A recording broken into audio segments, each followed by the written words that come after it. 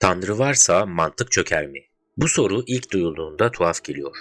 Çünkü çoğu insan için Tanrı fikri düzenin kaynağı gibi görünür. Fakat karşımızdaki itiraz burada tam tersini söylüyor. Eğer evren sınırsız bir iradeye bağlıysa yarının da bugünkü gibi işleyeceğini kim garanti ediyor? Eğer gerçekten Tanrı her şeyi yapabiliyorsa bir şeyi aynı anda hem kendisini hem de zıttını yapamaz mı? Eğer ahlak Tanrı'nın isteğine bağlıysa zulüm de bir emirle iyiliğe dönüşemez mi?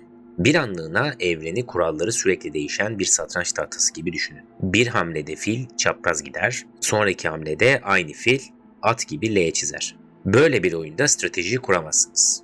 Bu videoda sorulan şey tam olarak budur.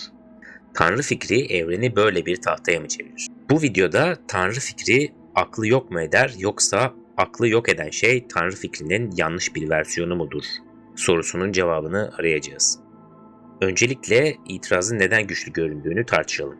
Bu argümanın omurgası basit ama tehlikeli. İnsan zihninin güvenilir çalışması için bazı şeylere dayanması gerekir. Mantık, bilinç, neden-sonuç beklentisi, deneyimden öğrenme. Buna kısa yoldan rasyonel kavrayışın temel şartları diyelim. Bu şartlar olmadan yalnızca teoloji değil, fizik, tıp, mühendislik, tarih ve gündelik kararlarımız da ayakta kalmaz. Şimdi bu bağlamda öne sürülen itirazlar şunu söylüyor. Eğer maddi evren Tanrı'nın iradesine bütünüyle bağımlıysa maddi evrende zorunlu bir düzen yoktur. Doğa bugüne kadar düzenli görünmüştür. Ama bu yarın da düzenli olmak zorunda olduğu anlamına gelmez.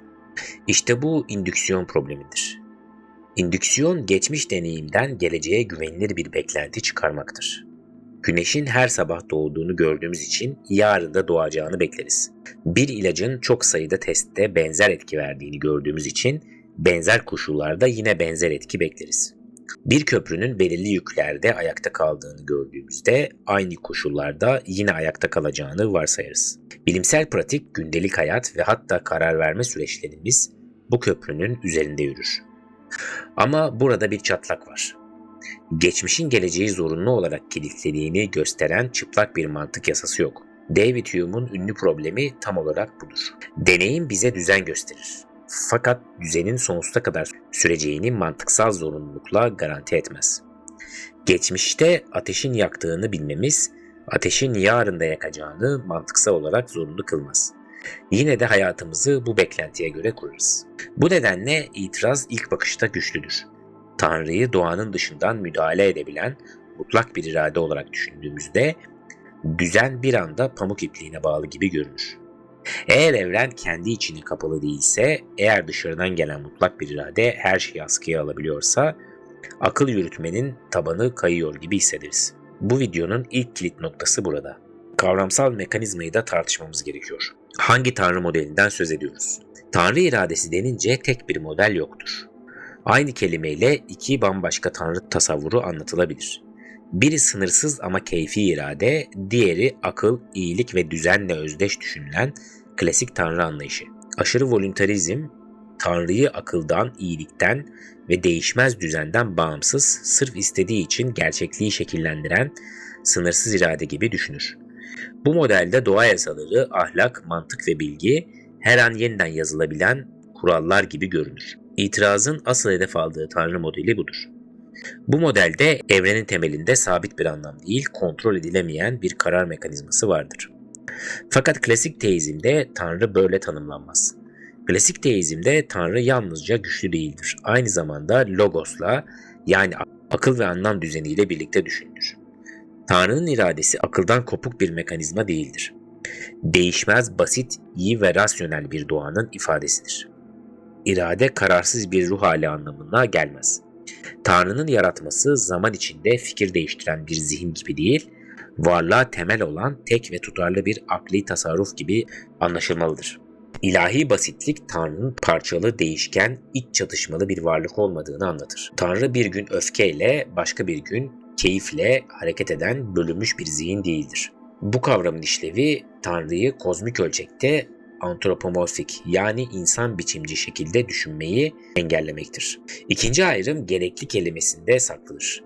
Bir şeyin gerekli olması 3 farklı anlam taşıyabilir. Birincisi mantıksal gerekliliktir. Bir şeyin aynı anda hem kendisi hem de zıttı olmaması gibi. İkincisi doğa yasalarına bağlı gerekliliktir. Bu evrenin kuralları içinde belirli şartlarda belirli sonuçların takip etmesi gibi. Üçüncü koşullu gerekliliktir. Belirli bir düzen verilmişse o düzenin kendi içinde tutarlı sonuçlar üretmesi gibi. Ateistlerin getirdiği itiraz bu üç katmanı tek kelimede sıkıştırıyor. Evren Tanrı'ya bağlıysa maddi evrende mutlak zorunluluk yoktur cümlesinden o halde hiçbir düzen güvenilir değildir sonucuna atlıyor. Fakat evrenin olumsal olması yani başka türlü kurulabilmesi kurulduktan sonra düzenli çalışmadığı anlamına gelmez. Bir bina başka türlü tasarlanabilirdi. Ama tasarlandıktan sonra kolonları, yük dağılımı ve malzemesi gerçek sonuçlar üretir. İşte zihinsel kırılma burada. Bağımlılık, keyfilik demek değildir. Bir şeyin varlık bakımından daha derin bir temele bağlı olması, onun kendi düzeyinde sahte olduğu anlamına gelmez. Yalnızca kötü kurulmuş bir tanrı modeline cevap vermiş oluruz. Felsefe tarihinde indüksiyon problemi gerçek bir problemdir. Geçmiş gözlemlerin geleceği mantıksal olarak zorunlu kılmadığı kabul edilir. Fakat bu problem yalnızca tanrı inancına yöneltilmiş bir silah değildir. Naturalist bir evrende de aynı soru durur. Doğa yarın da bugünkü gibi davranacak mı? Cevap çoğu zaman pratik başarıya, olasılıksal güvene, teori bütünlüğüne ve tekrar eden ölçümlere dayanır. Çıplak mantıksal garantiye değil. Bu noktada teizm şunu söyleyebilir. Evet, dünya metafizik açıdan olumsaldır. Yani başka türlü kurulabilirdi. Fakat kurulduktan sonra Tanrı'nın sadık ve rasyonel tasarrufu içinde düzenli bir alan olarak işler. Klasik deizmde doğa yasaları Tanrı'ya rakip güçler değildir. Tanrı'nın varlık verdiği ikincil nedenlerdir. İkincil neden şu demektir. Yaratılmış şeyler gerçekten etki eder, ateş yakar, su çözer, beyin işler, beden yorulur, yıldızlar çekim altında hareket eder. Bunu bir oyun motoru gibi düşünebiliriz. Oyun motoru bütün dünyanın varlık zeminidir. Yer çekimi, ışık, çarpışma sistemi ve karakter hareketleri motorun içinde işler. Motor bu kurallardan bağımsızdır. Ama bu oyunun her karede anlamsız ve rastgele olduğu anlamına gelmez. Tersine motor güvenilir olduğu için oyun içi düzen de güvenilir görünür. Benzetme sınırlıdır fakat ayrımı gösterir. Düzenin kaynağı olmak, düzeni iptal etmek demek değildir. Şimdi ikinci itiraz geliyor. Tanrı her şeyi yapabiliyorsa mantıksal çelişkiyi de gerçek yapamaz mı? Bir şey aynı anda hem doğru hem yanlış olamaz deriz. Peki Tanrı bundan da güçlü değil mi? Klasik kudret anlayışında cevap hayırdır. Çünkü çelişki yapılacak bir iş değildir. Kare çember çiz dediğinizde zihne zor bir görev vermiş olmazsınız. Birbirini iptal eden iki tasviri aynı anda istemiş olursunuz. Kudret anlamlı ve mümkün olan üzerinde güçtür. Anlamsız bir söz dizisini gerçek yapmak kudretin büyüklüğü değil, kavramların bozulmasıdır. Bu Tanrı'nın üstünde bağımsız bir mantık yasası var demek değildir. Klasik teist çizgide mantık Tanrı'nın dışında duran ikinci bir otorite gibi görülmez. Mantık Tanrı'nın akli doğasına aykırı olmayan düşünmenin yapısıdır. Bu yüzden Tanrı çelişkiyi doğru yapmaz cümlesi bir eksiklik değil, çelişkinin herhangi bir gerçekliği tarif etmemesinden kaynaklanır. Üçüncü itiraz ahlaktan gelir. Tanrı isterse zulüm iyi olmaz mı? Bu etüfayron geriliminin modern biçimidir. Eğer iyilik sadece emirden geliyorsa ahlak keyfileşir. Eğer iyilik Tanrı'dan bağımsızsa Tanrı en üst temel değildir. Klasik deizmin üçüncü yolu şudur. İyilik Tanrı'nın keyfi kararından çıkmaz. Tanrı'nın iyi olan doğasıyla temellenir. Bu nedenle emirler rastgele değildir. Zulüm iyiliğin bir türü değil, iyiliğin bozulması, eksilmesi, çarpıtılmasıdır. Tanrı'nın zulmü iyi kılmaması yalnızca fiili bir tercih değildir. Tanrı'nın iyi doğasıyla bağdaşmayan bir durumdur. Bu cevap herkesi ikna etmek zorunda değildir. Fakat teizm zorunlu olarak ahlaki keyfilik üretir sonucunu da iptal eder. Şimdi konuyu sentezleyip yeni zihinsel modelimizi oluşturmak gerekirse artık başlangıçtaki argümanı yeniden kurabiliriz. İtiraz şunu söylemişti. Eğer evren Tanrı'ya bağlıysa maddi evrende zorunlu hiçbir şey yoktur. O halde mantık, indüksiyon ve bilgi de çöker. Ama videonun sonucunda ortaya çıkan sentezimiz şu. Mantık, maddi evrenin içinde bulunan bir kaya parçası gibi düşünülmez. Klasik deizmde mantıksal doğrular Tanrı'nın akli doğasında temellenir. Doğa yasaları ise yaratılmış düzenin içinde çalışan kararlı örüntülerdir. İndüksiyon da bu düzenin güvenilirliğine dayanır. Fakat mutlak mantıksal garanti değil, rasyonel dayanak üretir. Bu teizm indüksiyon problemini çözdü anlamına gelmez. Ancak indüksiyon problemi zaten tek hamlede kapanan bir denklem değildir. Burada iddia ettiğimiz şey şudur: Tanrı fikri indüksiyonu otomatik olarak yıkmaz. Aksine klasik teist çerçevede doğanın anlaşılabilir olması beklenen bir şey haline gelir. Evren kendi kendine türeyen ve kendinde yeterli bir şey değilse, yani kendi içine kapalı değilse, dış etkiden dolayı bilim çöker mi? Buna da hayır diyebiliriz, çünkü bilim her şeyden önce düzenli tekrarlar, ölçülebilir örüntüler ve açıklayıcı modeller üzerinde çalışır. Klasik deizmde Tanrı'nın birincil neden olması, ikincil nedenlerin gerçekliğini silmez.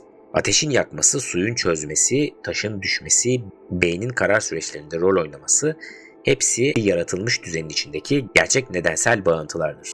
Burada önemli olan şu: birincil neden ile ikincil neden aynı sırada yarışan iki açıklama değildir. Örneğin bir cam kırıldığında neden kırıldı diye sorduğumuzda taş çarptı dersiniz. Taş ve cam niçin var diye sorduğumuzda daha derin bir varlık sorusuna, ontolojik probleme geçersiniz. Klasik deizm bu iki düzeyi karıştırmaz. Tanrı'yı taşın yerine koymaz. Taşın, camın, kuvvetin ve düzenin varlık zeminini açıklar. Mucize itirazı da burada yerini bulur. Eğer mucize varsa doğa yasaları güvenilmez olmaz mı sorusuna istisna kuralın yokluğu değildir şeklinde bir yanıt getirilebilir. Bir kitabın bütün dil bilgisi kurallarını bilmeniz yazarın özel bir sayfada şiirsel bir kırılma yapamayacağı anlamına gelmez. Fakat o kırılma bütün dilin çöktüğünü de göstermez.